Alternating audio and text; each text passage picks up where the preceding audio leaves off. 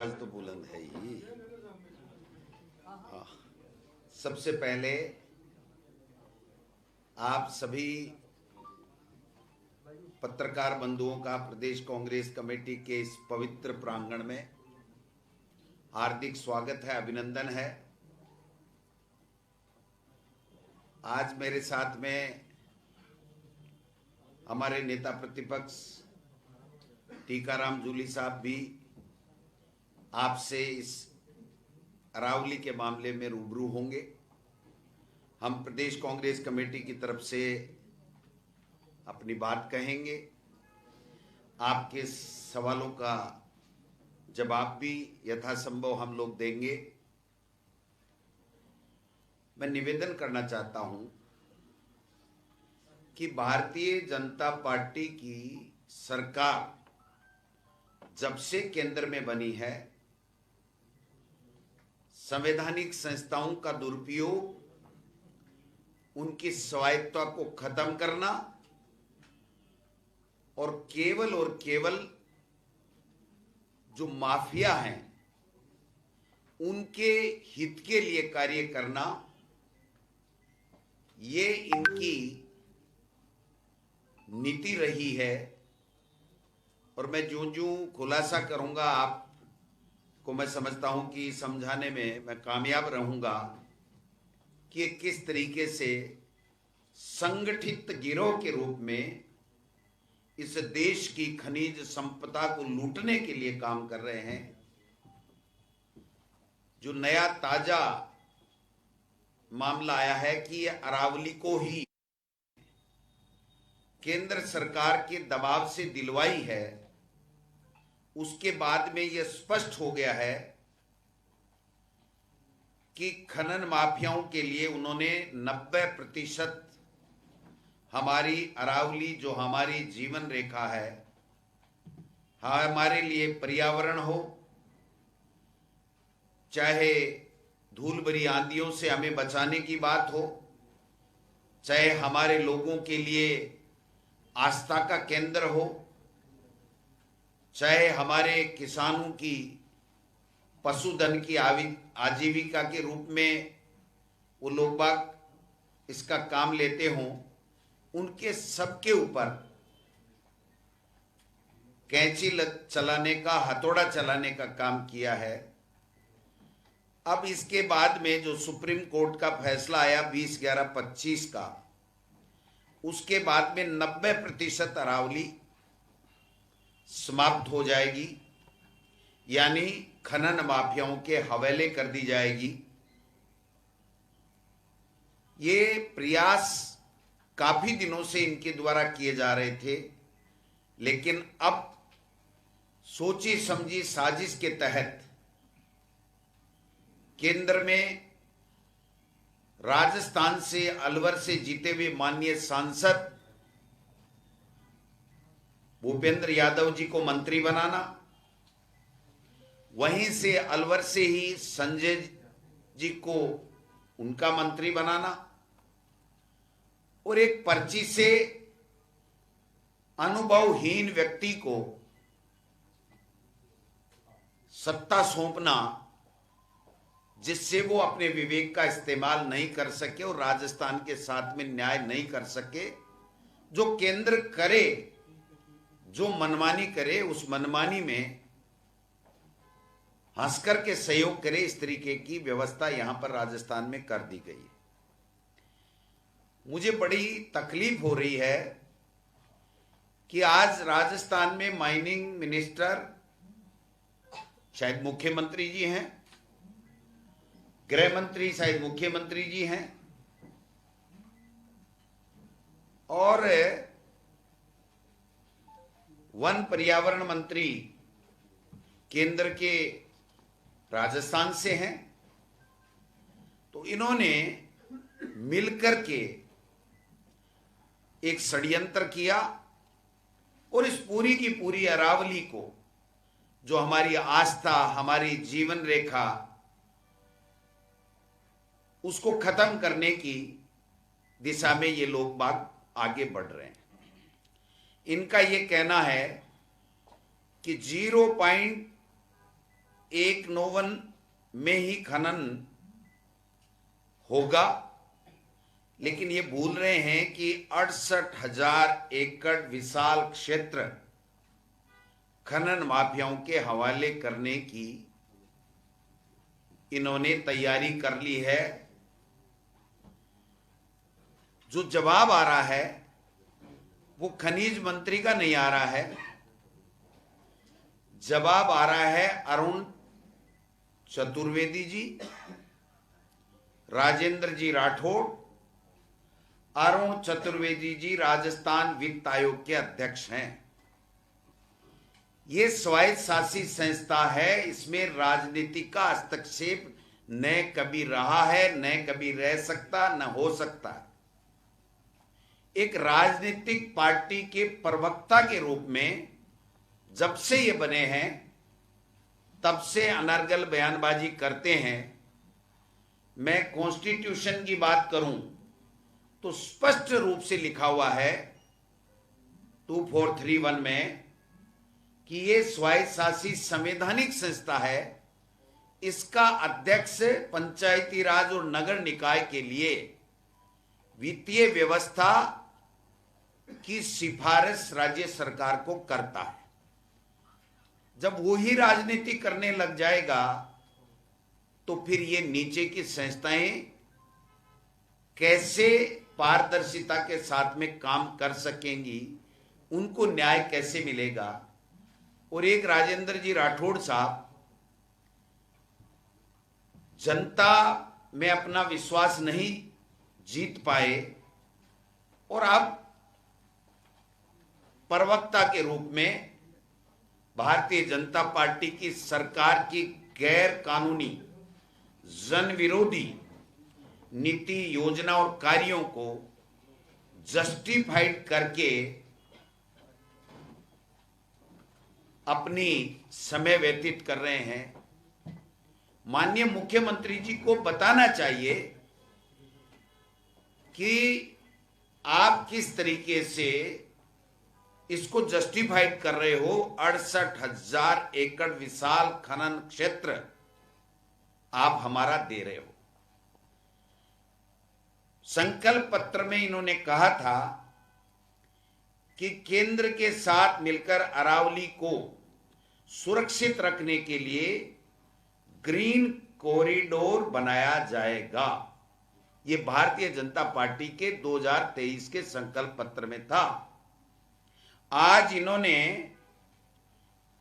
केंद्र और राज्य सरकार ने मिलकर के इसको अवैध खनन कॉरिडोर बनाने का काम ये लोग बात कर रहे हैं। खनन माफियाओं से मिलकर के चंदा लो, जैसे इलेक्ट्रोल बॉन्ड में इन्होंने ईडी, इनकम टैक्स, जीएसटी के छापे डाल करके लिए थे, वैसे अब इनसे चंदे लो और अवैध माइनिंग करवाओ या माइनिंग अरावली को पट्टे दो।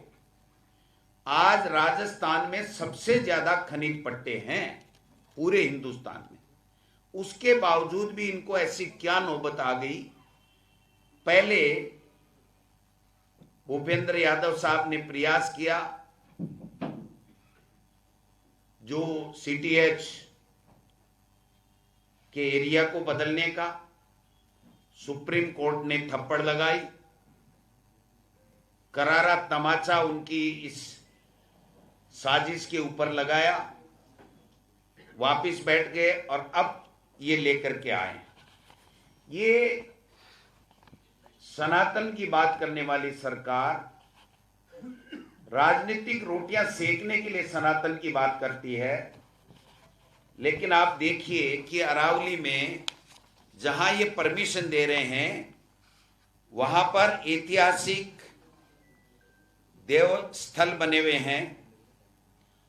परशुराम महादेव पाली, हर्षनाथ भैरव सीकर, पांडुपोल हनुमान, नीलकंठ महादेव अलवर सरिस्का, गलता, खोले का हनुमान जी, एकलिंग जी, ऋषभदेव उदयपुर, लोहागरल झुंझुनू, और दिलवाड़ा, अचलगढ़, कुंभलगढ़, आमेर, सबका भूगोल मिटाने के ऊपर तुले हुए हैं और सनातन की बात करते हैं। ये सारे मंदिर जो हमारी आस्था का केंद्र है, हमारे लिए वहां पर भगवान विराजते हैं, हम भगवान वहां मान करके उनकी पूजा करते हैं, उनको सबको समाप्त करने की दिशा में केवल पैसा और पैसे से दुरुपयोग करके सरकारें बनाना और बनी हुई सरकारों को गिराना, इसके लिए इनको पैसा चाहिए। मैं समझता हूं कि जो सीसी सेंट्रल इंपावर्ड कमेटी जो इंडिपेंडेंट थी, स्वतंत्र थी, उसको भी इन्होंने नहीं छोड़ा है। इन्होंने भी सरकार की कठपुतली बनाने का काम इन्होंने कर दिया है। आज भी भीलवाड़ा हो, भरतपुर हो, झुंझुनू हो, अलवर हो, माफिया बेखौफ होकर के अवैध खनन कर रहे हैं। सरकार कान में रुई देकर के बैठी है, इनसे अवैध खनन रुक नहीं पा रहा है और अवैध खनन को वैध करने का और आगे भी खनन माफियाओं को प्रश्रय देने का इन्होंने एक कार्य किया है, जिसकी पूरे प्रदेश के जनता में आक्रोश है। विशेष रूप से जनजीत, वो वर्ग एक ऐसा वर्ग है जिसने नेपाल में भी क्रांति ला दी। वो वर्ग ये कह रहा है कि आप कर क्या रहे हो, आप अरावली को खत्म कैसे कर सकते हो। आप समझिए इनकी बात को कि एक 100 मीटर ऊंची पहाड़ी है और दूसरी पहाड़ी के बीच में अगर 501 मीटर की दूरी आ गई तो बीच का सब कुछ खा जाएंगे। अब आप समझिए कि बीच बीच में टापू टापू से बनेंगे क्या, बीच में खनन होगा तो क्या उन 100 मीटर की पहाड़ी को खनन माफिया छोड़ देगा क्या। इनके ऐसी क्या भूख आ गई कि इन्होंने हमारे राजस्थान की आस्था, जीवनदायिनी, जीवन रेखा, जो पहाड़ नाम नहीं है, ये भगवान के रूप में हम लोग पूजते हैं, उनको भी ये लोग बाग नहीं छोड़ रहे हैं। प्रदर्शन इतना बड़ा है और एनसीआर में तो आप देख सकते हो, दिल्ली, भिवाड़ी तो पूरी दुनिया में सबसे ज्यादा प्रदूषण है। और वहां पर अब इस अवैध खनन से और अरावली को खोदने से कितना प्रदूषण होगा, इसकी आप कल्पना करो तो भी रात को नींद नहीं आती है। सिलिकोसिस की बीमारी से आज तक कोई इलाज नहीं कर पाए, लोग मर रहे हैं 30 साल, 40 साल, 35 साल की उम्र में। हमारी बहनें विधवा हो रही हैं और इनको इस बात के इलाज की परवाह नहीं है। फिर कैसे खनन करें, मरने वाला मरे। लेकिन ये जिस तरीके से करना चाह रहे हैं, मैं समझता हूं कि ये इनकी बहुत ही घटिया मानसिकता है, राजस्थान के प्रति अन्याय है, ये मैं कहना चाहता हूं। इनकी अगर मंशा ठीक होती तो जब चुनाव आयुक्त की नियुक्ति के लिए सुप्रीम कोर्ट ने इनको रोक दिया था कि सीजीआई के बगैर नहीं हो सकता, तो ये कानून लेकर के आ गए। आज अगर इनकी मंशा ठीक है और ये कहते हैं कि सुप्रीम कोर्ट ने फैसला कर दिया, हम क्या करें, तो क्या इसके लिए कानून नहीं ला सकते? जब शिक्षा नीति को बर्बाद करने के लिए नई शिक्षा नीति ला सकते हैं और काम का अधिकार जो यूपीए सरकार ने दिया था उसको खत्म करने के लिए मनरेगा को पूरी तरीके से खत्म कर सकते हैं कानून को, और राइट टू फूड जो अधिकार यूपीए सरकार ने दिया था उससे गरीबों के नाम काट सकते हैं, उस योजना को कमजोर करने के लिए नोटबंद कर सकते हैं, तो क्या ये काम नहीं कर सकते? क्या इसके लिए कानून नहीं ला सकते? लेकिन इनके तो खुद के ही लाल पड़ रही है। हमारे एक कहावत है कि भाई जी बीन के ही लाल पड़े ना जन्नती के करे, के बीन के ही लाल पड़े तो जन्नती के करे। तो इनके खुद के खनन करने की जब लालसा है तो इनको कानून की परवाह क्यों आएगी? ये मैं निवेदन करना चाहता हूं। कहने को 19 जिलों में इतना आक्रोश है।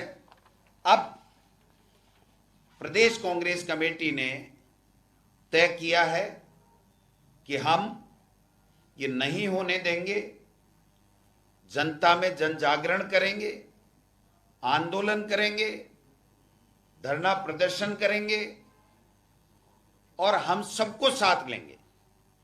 केवल कांग्रेस का पार्टी की तरफ से हम कार्यक्रम करें वो अलग बात है, लेकिन पार्टी की दलगत राजनीति से ऊपर उठ करके जनता के साथ मिलकर के सबको साथ लेकर के हम लोग इसके खिलाफ आंदोलन करेंगे। हमने तय किया है कि अभी हमारा मनरेगा का जो स्वरूप चेंज कर दिया, काम का अधिकार का कानून एक तरीके से खत्म कर दिया, तो उसका कार्यक्रम चल रहा था। जल्दी हम जिला कांग्रेस कमेटियां, ब्लॉक कांग्रेस कमेटियां और मंडल और बूथ और नगर कांग्रेस कमेटियां, उन सब में पहले कांग्रेस पार्टी के कैडर को सक्रिय करके जन जागरण अभियान चलाएंगे, इसका विरोध प्रदर्शन करेंगे। फिर हमारे प्रदेश की हमारी जो कोऑर्डिनेशन कमेटी है, जो प्रमुख नेता 20-25 उसमें शामिल होते हैं, उनको प्रदेश कांग्रेस कमेटी बुलाएगी और बुला करके इन 19 जिलों में किस प्रकार से जन जागरण करके इस अरावली को बचाया जाए, केंद्र सरकार को मजबूर किया जाए कि ये वापस कानून ला करके या सुप्रीम कोर्ट में रिव्यू डाल करके इस फैसले को तुरंत बदलवाएं। इसके लिए हम एक विस्तृत कार्य योजना हम लोग आपके सामने दोबारा रखेंगे, क्योंकि पहले हम हमारे कैडर को एक्टिव करके उनके माध्यम से हमारे कार्यकर्ताओं को जगाएं।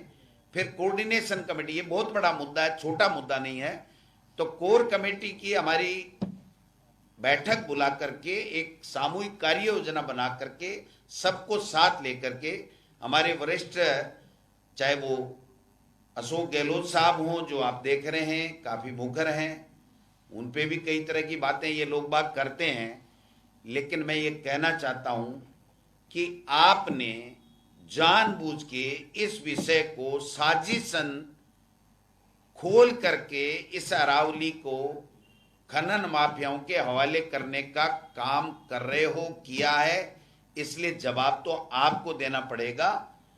और मैं तो कहता हूं कि जब तक मुख्यमंत्री या प्रधानमंत्री इसके बारे में पूरी तरीके से संतोषप्रद जवाब नहीं दें, तब तक हम लोग जन आंदोलन बनाएंगे, सबको साथ लेकर के चलेंगे और आपके सामने हमारी कार्य योजना जल्दी सामने आएगी कि किस प्रकार हम लोग, जैसे हमारे मध्य प्रदेश में कांग्रेस के लोगों ने नर्मदा बचाओ यात्रा का कार्यक्रम किया था, उसी तरीके से उसी तर्ज के ऊपर अरावली बचाओ यात्रा करें या दूसरी बात करें, ये बात हम तो कुछ ही दिन में हमारी कोऑर्डिनेशन कमेटी की बैठक के बाद में आपको बताएंगे।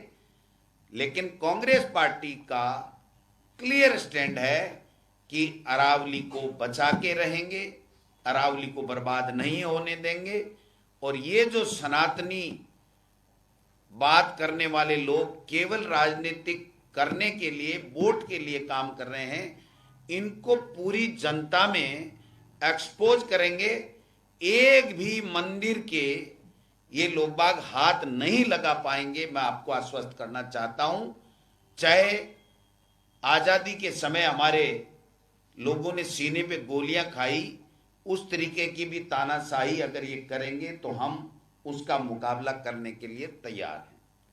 और विशेष रूप से अरुण चतुर्वेदी जी जो एक अच्छे व्यक्ति हैं, उनका दुरुपयोग किया जा रहा है पार्टी के द्वारा। संवैधानिक पद पे, संवैधानिक संस्था में जो इंडिपेंडेंट बॉडी है, स्वयंशासित संस्था है, वो भविष्य में मेरा आग्रह है कि भाजपा के प्रवक्ता ना बने। ये मर्यादाओं का उल्लंघन है, संवैधानिक व्यवस्था के भी खिलाफ है, ये मैं कहना चाहता हूं। बाकी मैं जूली साहब से निवेदन करूंगा कि वो अपनी बात कहें, फिर जो आप सवाल कोई पूछेंगे तो उनका भी हम जवाब देंगे। मैं टीकाराम जूली साहब से निवेदन करना चाहता हूं। सम्माननीय अध्यक्ष जी, रफीक जी, आमीन जी, चचान साहब, मेयर साहब, हमारे एमपी साहब, हाकिम जी, स्वर्णिम जी, सभी पत्रकार साथियों, ये इशू बहुत गंभीर हो चला है और अब इससे आम जन भी जुड़ गया है। मैं अपनी बात पहले भी कई बार इस विषय को लेकर कह चुका हूं। मैं कल मुख्यमंत्री जी का एक जो बयान था उसको मैं कोट करके कहना चाहूँगा कि कल मुख्यमंत्री जी कह रहे थे कि अरावली का मैं कुछ नहीं बिगड़ने दूंगा। तो मैंने कहा, कल मीडिया में भी कहा था मैंने कि मैंने कहा ऊपर वालों से पूछ लिया क्या आपने? पहली बार ऐसा लग रहा है कि बिना पर्ची के आप बोले हो और आप अरावली का कुछ नहीं बिगड़ने देंगे। तो इसके लिए आप क्या राजस्थान में कोई ऐसा प्रावधान लेके आएंगे या भारत सरकार से बात करेंगे, मोदी जी से बात करेंगे और इसके लिए कानून कुछ अलग बनवाएंगे? क्योंकि जो कानून अब लागू कर दिया दिल्ली ने तो उसका विरोध करेंगे, क्या करेंगे ये स्थिति भी अपनी स्पष्ट करें। क्योंकि मुख्यमंत्री जी अब तक जो है, जैसा अध्यक्ष जी ने कहा, कभी चतुर्वेदी जी को, कभी राजेंद्र राठौड़ जी को, इनको ही आगे कर रहे हैं। खुद अभी तक इसमें स्पष्ट रूप से अपनी बात उन्होंने नहीं कही है। तो मैं सभी मीडिया के माध्यम से मुख्यमंत्री जी से अनुरोध करना चाहूँगा कि वो इसमें अपनी राय स्पष्ट करें कि कल जो आपने भाषण के अंदर कही है कि मैं अरावली का कुछ नहीं बिगड़ने दूंगा, वो किस प्रकार से आप उस पर रोक लगाएंगे, राजस्थान की जनता जानना चाहती है। जिस प्रकार से भूपेंद्र यादव जी जो कि हमारे अलवर से ही आते हैं, मैंने कल भी बताया था कि उन्होंने सरिस्का के साथ जो 50 से अधिक माइंस हैं, जो सरिस्का के सीटीएच की वजह से बंद पड़ी हुई है काफी समय से, उनको खोलने के लिए, उनको राहत देने के लिए सरिस्का का सीटीएच एरिया ही चेंज करा दिया था। वापिस उनको सुप्रीम कोर्ट से फटकार लगी और वापिस अब उस पर आपत्तियां मांगी जा रही हैं। तो इनकी मंशा पहले दिन से साफ है कि ये राजस्थान की संपदा को अपने मित्रों को देना चाहते हैं और उस पूरे प्रकरण के अंदर इन पे करोड़ों रुपए के, सैकड़ों करोड़ों रुपए के आरोप भी लगे। खुद इनकी पार्टी के लोगों ने इस चीज को लेकर शिकायत भी की है। वहां के एक माइंस ओनर ने भी शिकायत की है पीएमओ को। तो जो इरादे इन लोगों के हैं वो अपने उद्योगपति मित्रों को फायदा देने के लिए ये पूरा अभियान चल रहा है। और भूपेंद्र यादव जी ने जो बताया कि मात्र 0.17 इस प्रकार का कोई एरिया वो खोलने की बात कर रहे हैं, उसी से ही 68,000 हेक्टेयर एरिया बनता है। तो इतना एरिया खुलने के बाद में क्या हालत राजस्थान की होगी, ये भी मैं पूछना चाहता हूं इनसे कि एक दिल्ली का AQI लेवल 500 से कम करने के लिए तंदूर तक बैन कर रहे हैं, तंदूर तक। निर्माण कार्य कोई बेचारा अपना मकान बना रहा है, वो भी ये बंद कर रखा है इन लोगों ने। अलवर में भी बंद कर रखा है, क्योंकि अलवर NCR में आता है। तो जब ये सारी चीजें आप बंद कर रहे हो, गाड़ियां बंद कर रहे हो, मकान बंद कर रहे हो, तंदूर बंद कर रहे हो, तो 68,000 हेक्टेयर का एरिया खोलने के पीछे क्या मंशा है आपकी, ये भी हम जानना चाहते हैं। पूरे देश के सामने जब एक संकट इस प्रकार का खड़ा हो गया पोल्यूशन का, और पूरी दुनिया बार बार जलवायु परिवर्तन पे बैठ के कर रही है, और ये रिसर्च में भी ये साबित हो गया कि अरावली की जो पहाड़ियां हैं वो रेगिस्तान को आगे बढ़ने से रोक रही हैं, वो टेम्परेचर को आगे बढ़ने से रोक रही हैं। कि नहीं तो गर्मी में टेम्परेचर 70 डिग्री तक चला जाएगा। और जहां राजस्थान में पानी नहीं है, वह वाटर रिचार्ज का काम भी है अरावली की पहाड़ियां कर रही हैं। तो आपकी जो मंशा है, जहां हम अरावली को अपनी माता मानते हैं, लाइफ लाइन मानते हैं, राजस्थान के फेफड़े मानते हैं, धार्मिक आस्था के सारे बड़े बड़े मंदिर अध्यक्ष जी ने अभी बताया आपको, वो सारे इस अरावली माता की गोद के अंदर है। तो आप किस प्रकार से इसका चीर हरण करना चाहते हैं, आपकी मंशा क्या है, क्यों आप राजस्थान की संपदा को लुटाना चाहते हैं? मेरा आप पे आरोप है, मुख्यमंत्री जी पे भी आरोप है कि वो चुप क्यों हैं। आप अपने उद्योगपति मित्रों को राजस्थान की सारी संपदा लुटाना चाहते हैं, ये बात मैं कहना चाहूंगा। आगे आपके जो भी क्वेश्चन है माननीय अध्यक्ष जी और हम आपके बीच में। अध्यक्ष जी, आप बोल रहे हैं 19 जिले की, आप अभी बोल रहे थे 19 जिले से हम प्रोग्राम डिसाइड करेंगे, तो कब तक प्रोग्राम ये आ जाएगा आपका? मैंने अभी बताया ना। कांग्रेस पार्टी के तमाम संगठनात्मक ढांचे में आज ही हम कार्यक्रम जारी कर देंगे, और 2-3 दिन में सुविधा अनुसार हमारी जो कोऑर्डिनेशन कमेटी है उसकी बैठक बुला करके किस रूप में सबको साथ लेकर के ये लड़ाई लड़ी जाए, इस दिशा में हम लोग कोई ठोस कार्य योजना बना करके आपको 5-7 दिन के अंदर बताएंगे।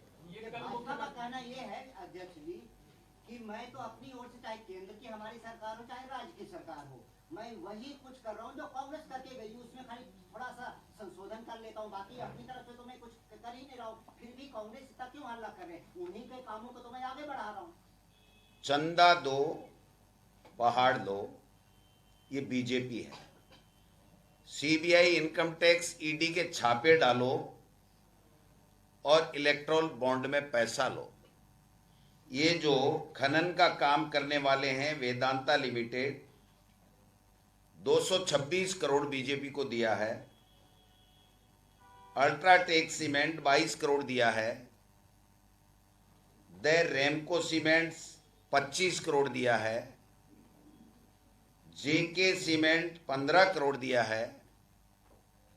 बंडर सीमेंट 10 करोड़ से अधिक दिया है।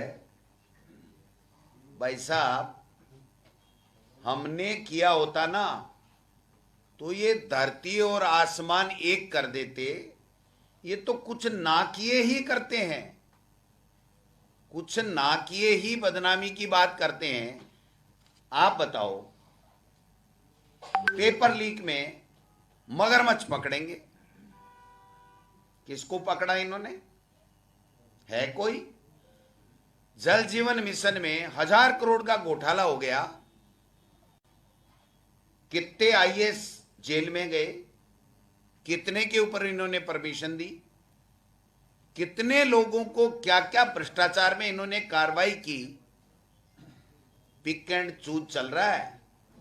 और सुनना मेरी बात, जो IAS अफसर है ना, ब्यूरोक्रेट्स, केवल कमीशन ही नहीं,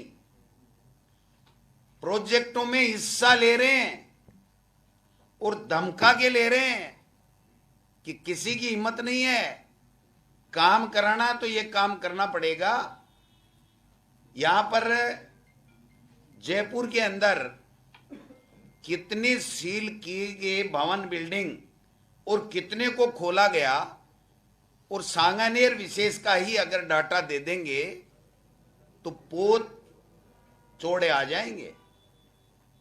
इसलिए भारतीय जनता पार्टी लोगों को गुमराह करती है, केवल और केवल धार्मिक उन्माद फैला करके अपनी राजनीतिक रोटियां सेकती है, भ्रष्टाचार में आकंठ में डूबी हुई है और इस तरीके के खेल करती है जिससे उनका राजस्थान और राजस्थान के अस्तित्व, राजस्थान का मान सम्मान, उससे जनता के भावनाओं से उनका कोई लेना देना नहीं है।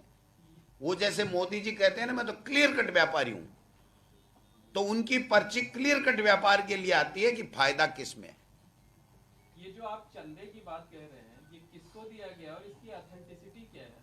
ऑथेंटिसिटी तो भाई साहब या तो बीजेपी का जो चिट्ठा है जिसमें आया है उसमें पता चले। मेरे पास जो रिपोर्ट है अगर गलत है, वो सुबह अरुण चतुर्वेदी जी तो अब कैसे करेंगे, और हमने तय किया है कि अरुण चतुर्वेदी जी संवैधानिक पद पे बैठे हैं, इसलिए उनका मान सम्मान रखते हुए वो कभी भी कोई भी प्रेस में बात करेंगे तो कांग्रेस के हम लोग उसका कोई जवाब नहीं देंगे। ये सब बोलते कहां से हैं? आप इतना लंबा चौड़ा देते हैं? कौन? बीजेपी नहीं देती ये? अरे भाई साहब, डाटा का तो भंडार हूं मैं। डाटा तो जब नियति ठीक हो दे दूंगा भाई साहब। राजस्थान की जीवन रेखा का विनाशकाल, 100 मीटर का नियम अरावली का डेथ वारंट, जल जंगल और जमीन का विशेलीकरण, अमृतकाल में घुलता जहर, सिलिकोसिस मजदूरों की सांसों का सौदा, ये सारी चीजें हैं भाई साहब, लंबी चौड़ी चीज। ये सर कांग्रेस में भी यही है, बीजेपी में भी यही है। कौन? जो व्यापारी लोग ये माइनिंग वाले, कौन? जो व्यापारी हैं, कांग्रेस ने किया तो नहीं। एक बात बताओ, पहले जब ये सरकार बनी थी, पहले 10 दिन के अंदर सघन अभियान अवैध माइनिंग को लेकर के चला गया कि नहीं चला गया? अब क्या चल रहा है 10 दिन बाद में?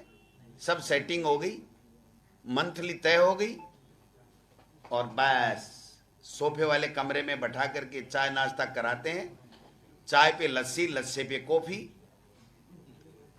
ये सुना नहीं हमने, चाय पे लस्सी, लस्सी पे कॉफी, लेकिन यहाँ राजस्थान में होता है।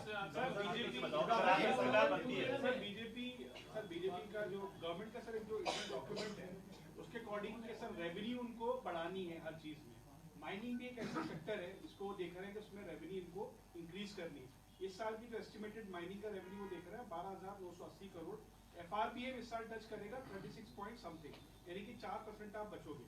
अब इसके अकॉर्डिंग सर ये जो सारी एक्सरसाइज जो हो रही है उनके अकॉर्डिंग हमें माइनिंग के लिए कोई ना कोई ऐसे एवेन्यूज तो बनाने पड़ेंगे जहां पर हमारा रेवेन्यू शॉर्टअप हो, ताकि हम एफआरपीएम की जो लिमिट को टच करने वाले हैं उससे हम थोड़ा सा बचें। कोई आदमी अगर भूखा रहे तो अपने माँ बाप को बेच करके तो अपनी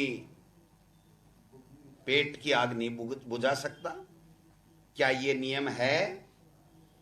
क्या रेवेन्यू बढ़ाने के लिए इनको जो भ्रष्टाचार है, अवैध माइनिंग है, अवैध बजरी दोहन है, उनको नहीं बढ़ाना चाहिए? जो माइनिंग हो रही है, लीगल पट्टे हैं, वो भी 90% अवैध माइनिंग कर रहा है। आज बजरी में 7 सीआई को सस्पेंड किया।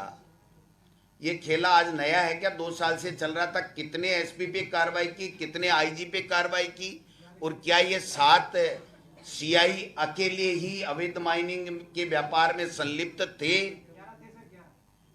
अब 11 हो, ये तो 1100 भी कम पड़ जाएंगे, और इनके मंत्री आएंगे, इनके बड़े बड़े ब्यूरोक्रेट आएंगे, एसपी आएंगे, आईजी आएंगे, और मुख्यमंत्री जी खुद इस जद में आ सकते हैं क्योंकि वो खुद खान मंत्री हैं। तो जब खुद मुख्यमंत्री खनन मंत्री हो और खनन में घोटाला हो रहा हो तो फिर जिम्मेदारी किसकी तय करेंगे? जनता पूछना चाहती है, जवाब दें मुख्यमंत्री जी। जब आपके पास ये डाटा है तो आप उसको कोर्ट में चैलेंज करके क्यों नहीं आप प्रेस कॉन्फ्रेंस? किसको? तो भाई साहब कोर्ट भी सेटिंग कर ली इन्होंने।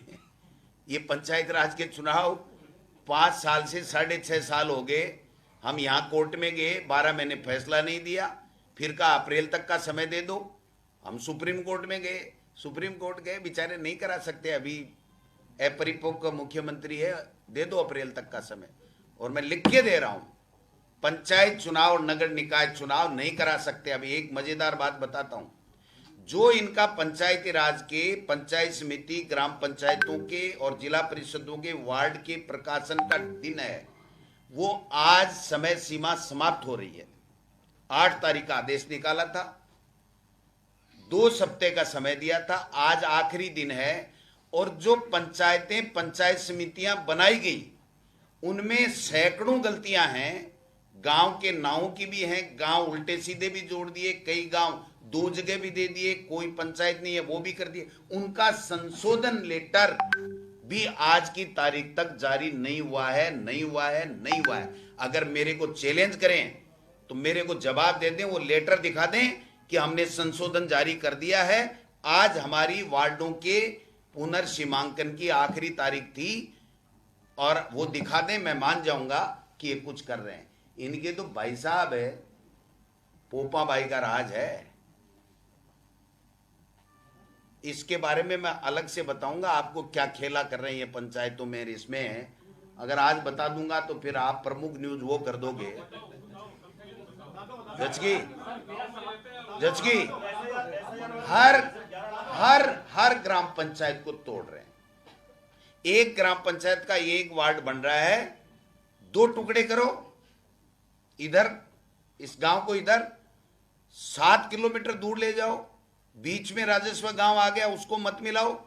ये बीजेपी का वार्ड बनना चाहिए। बीजेपी का कैसे प्रधान बने, प्रमुख बने इस दिशा में। और मैं आपको बाकायदा ऑथेंटिक रूप से कह रहा हूं कि इस सारी साजिश के पीछे एक हारा हुआ जनप्रतिनिधि, जो जनप्रतिनिधि नहीं बन सका, वो जिला कलेक्टरों से बात करता है, किस कैपेसिटी से बात करता है मेरे समझ में नहीं आया। हर जगह साफे ओढ़ रहा है, मैंने पंचायत समिति बना दी। राजेंद्र राठौड़ साहब और अरुण चतुर्वेदी जी और घनश्याम तिवारी जी किस हैसियत से राजस्थान के ग्राम पंचायतों का और नगर निकायों का परिसीमन कर रहे हैं, आप बता दीजिए। और जब मुख्यमंत्री के पास लेके जाते हैं तो कोई यार मेरे को पता नहीं है, मेरे को तो कुर्सी मिल गई, राजेंद्र राठौड़ जाने, अरुण चतुर्वेदी जाने। तो इससे बड़ा दुर्भाग्य इस राजस्थान का कोई हो नहीं सकता।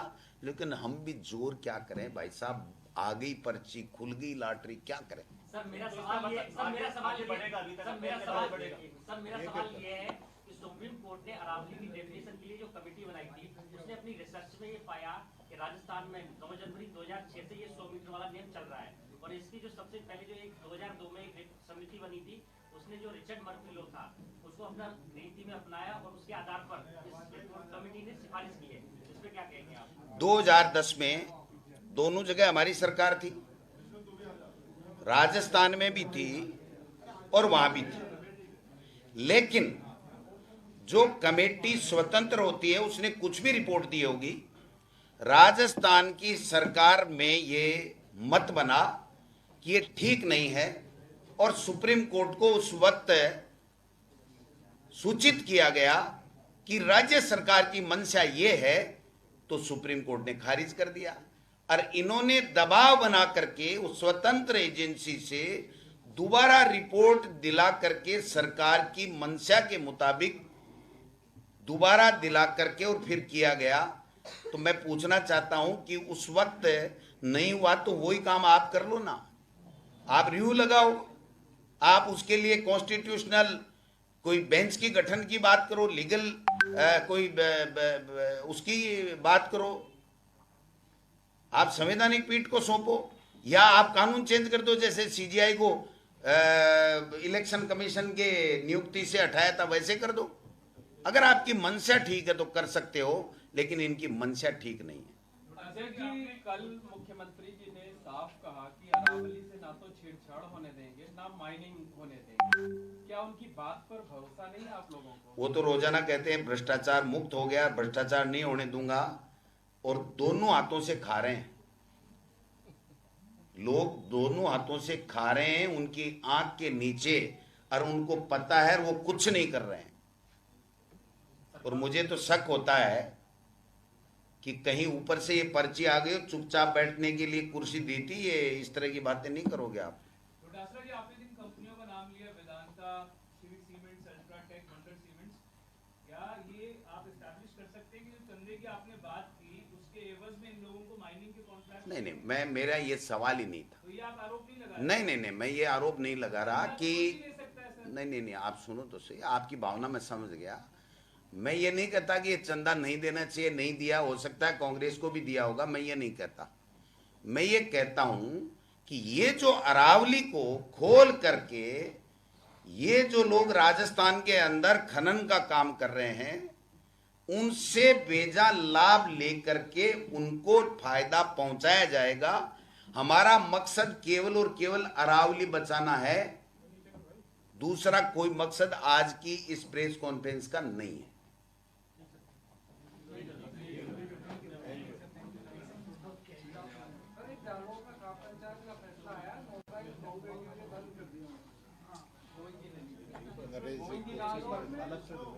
आपको तो आधे घंटे चाय पिला के ढंग से दूंगा ना। नरेश पूछ रहे हैं। नरेश जी, एक मेरा सवाल है, आपने एक महत्वपूर्ण बात कही कि भूपेंद्र यादव और संजय शर्मा इन दोनों को एक पॉलिटिकल तहत मंत्री बनाया गया है और एक ही विभाग में किया गया है। आप बताओ, भूपेंद्र यादव फाइनेंशियल मैनेजमेंट का केंद्र के लिए आदमी है कि नहीं है? सब जानते हो, लेकिन आपकी मजबूरी है, मेरी कोई मजबूरी नहीं है। दूसरी बात, जब केंद्र का मंत्री अलवर का हो और अलवर का ही अगर कोई दूसरा मंत्री उसी विभाग का हो, तो क्या वो उसकी किसी भी बात का विरोध करने में सक्षम है? मैं संजय शर्मा पे आरोप नहीं लगा रहा, लेकिन वो तो डमी हो गया ना। अपने डिपार्टमेंट के लिए तो भूपेंद्र यादव करेगा, उसको मानना ही पड़ेगा, उसके पास कोई चारा नहीं है, ये कहना चाह रहा हूं।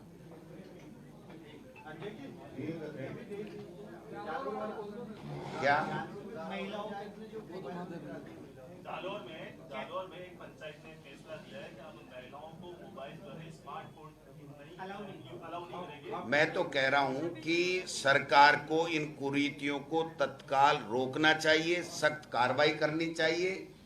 ये मूल अधिकारों का हनन है, और ग्लोबलाइजेशन के जमाने में अगर आप मोबाइल छीन सकते हो तो उनकी आजादी छीनने जैसा है।